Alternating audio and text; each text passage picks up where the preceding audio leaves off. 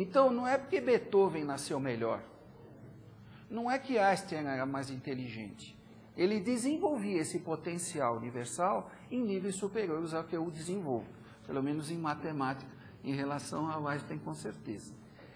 Então, isso é uma coisa interessante, porque se eu entender a natureza desse princípio e do potencial que eu sou dotado, eu posso administrar a minha vida e desenvolver mais o potencial que eu tenho e me autotransformar.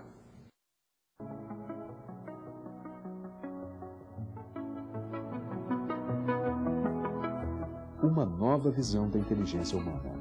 Inteligência emocional, as 3 faces da mente. Conheça o funcionamento do cérebro, suas diferentes estruturas neurais. Conheça a teoria do cérebro tríplice e saiba como estimular as inteligências mentais, as inteligências emocionais e as inteligências comportamentais, pesquisadas pela doutora Elaine de Beauport e Aura Sofia Dias. Inteligência emocional, as 3 faces da mente. Contando histórias e recomendando exercícios, este livro fará você viajar pelos mistérios da mente e descobrir a inteligência emocional, as 3 faces da mente. Um lançamento da editora Teosófica. Pedidos pelo fone 0800 610020. Então, isso parece muito simples. E aí a gente perguntaria, tá bom, mas então vamos lá, né? Tá certo, como é que eu faço tudo isso? Como é que eu poderia transformar o meu potencial? Se nós olharmos as espécies na natureza, elas chegam até um certo ponto de desenvolvimento e estacionam. O homem não.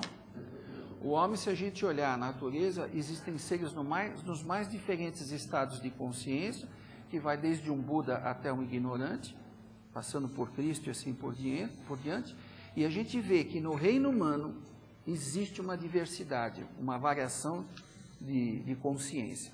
A pergunta então está, por que isso ocorre? Ocorre por um fator bastante simples de explicar, que é o princípio mental. O homem, dentro da evolução, é o único ser que é dotado de mente, e isso lhe permite a autoconsciência. Ora, ser autoconsciente é ter percepção de si mesmo e do outro. Pode parecer ridículo, mas toda vez que a gente levanta de manhã, vai ao banheiro e se olha no espelho, a gente sabe que é a gente. A gente nem se dá conta disso. Imaginou se olhar no espelho e ver outra pessoa? Você fala, tem alguma coisa errada aqui. Mas a gente tem consciência de nós mesmos. Nós temos consciência de nós mesmos. Nós acordamos de manhã, não esquecemos quem nós somos, salvo alguma doença. E a gente tem a consciência, bom, eu sou eu.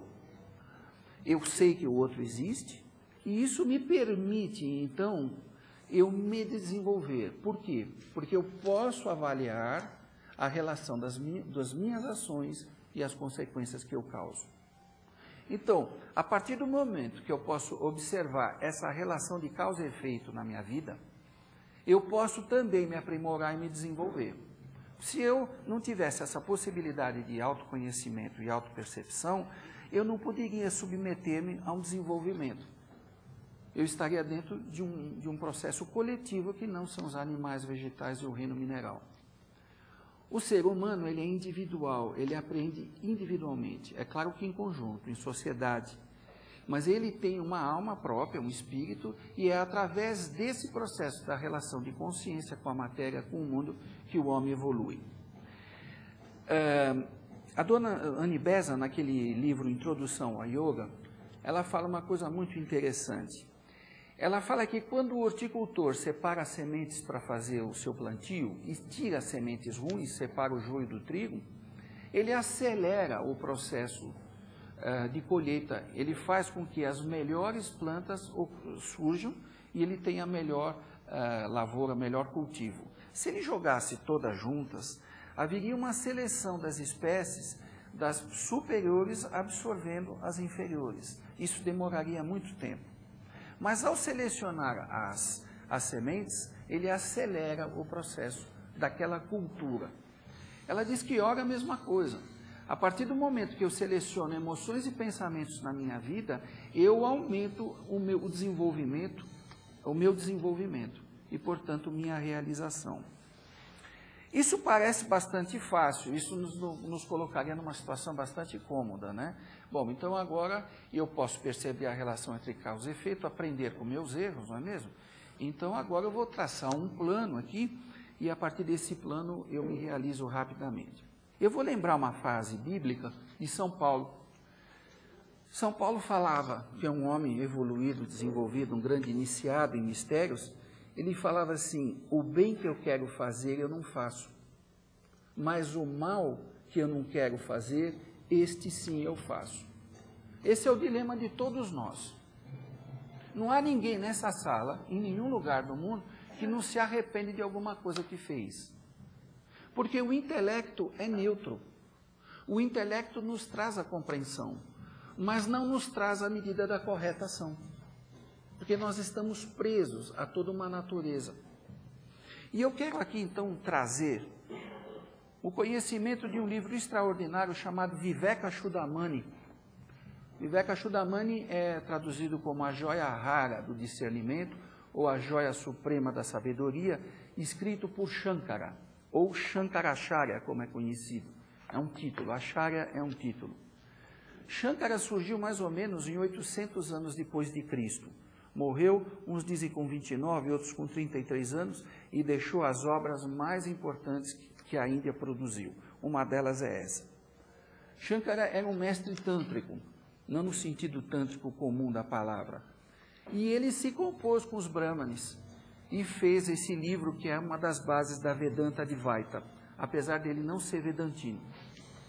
E o Shankara fala uma coisa que explica o grande dilema de São Paulo. Ele fala, eu vou falar nas minhas palavras, a mente, quando está suja e poluída pelos desejos, é uma péssima patroa. Mas a mente, quando está limpa e cristalina, é uma ótima serva. A gente tem que refletir muito sobre isso.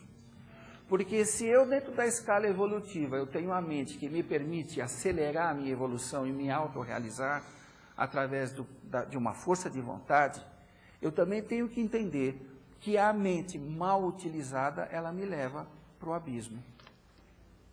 Isso é muito importante. Então, veja bem, a gente pode pôr uma mente instintual, o intelecto e a mente espiritual. Teosoficamente, a gente fala a mente iluminada por Budi, pela sabedoria do espírito. Então, se a gente se polariza para as coisas mundanas, se envolve para os desejos e por assim afora, a mente, ela passa a ser escrava desse processo e nós perdemos controle sobre a nossa vida. Teve um yogi muito importante que ele falou que o pensar contínuo, desenfreado e descontrolado é a inflamação, ele causa a inflamação do cérebro. O que todos nós queremos como paz de espírito é ter uma mente serena. Nos incomoda muito pensar quando a gente não quer, mas muitas vezes a nossa mente parece um vespeiro. A gente não detém a mente. Nessas horas nós perdemos nossa paz, nosso equilíbrio. Então, o grande divisor de águas está na mente. Isso não é uma grande novidade.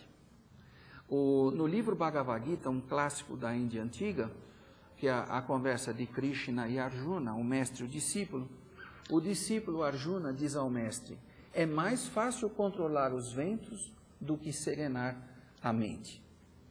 E isso ocorre com muitos de nós. A gente, às vezes, não consegue de jeito nenhum parar a mente, principalmente em certos momentos da vida tão difíceis que a gente sofre com isso.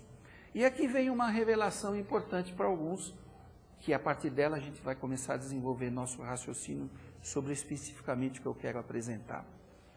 Quando a mente está serena e tranquila e purificada, ela tem condições de expressar o potencial universal que cada um de nós tem. Nós não nos damos conta disso, porque a nossa mente está tão entretida, nós vivemos num mundo tão técnico. A gente compra um aparelho e já fica lá em cima dos manuais, vendo como aperta botão. Hoje em dia, a gente tem uma atividade intelectual muito grande e a gente não se dá conta. Algumas vezes nas nossas vidas, a mente serenou por algum motivo e foram momentos de profunda paz em que a gente entra num estado alterado de consciência, que é o nosso verdadeiro estado. Esse sim é o verdadeiro estado, que a gente não tem domínio, porque entra muito poucas vezes nesses estados. Mas, enfim, quando eu consigo serenar a mente, tranquilizar, purificar a mente, o potencial superior de cada um pode se expressar, transformando o homem, autorrealizando o ser.